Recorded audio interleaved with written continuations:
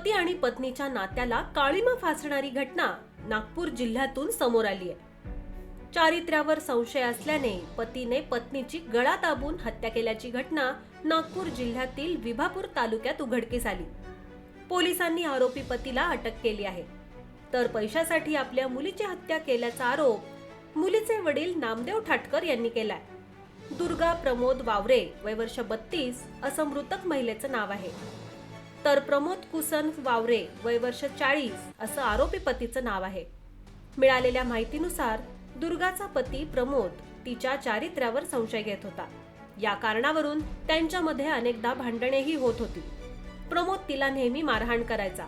या त्रासाला कंटाळून ती अनेकदा घर सोडून तिच्या वडिलांच्या घरी राहायला गेली होती। 4 मार्च रोजी यांच्यात वाद होऊन प्रमोदने दुर्गाला वडील नामदेव ठाटकर यांच्या घरी भंडारा येथे त्यांच्या घरी नेऊन सोडलं होतं।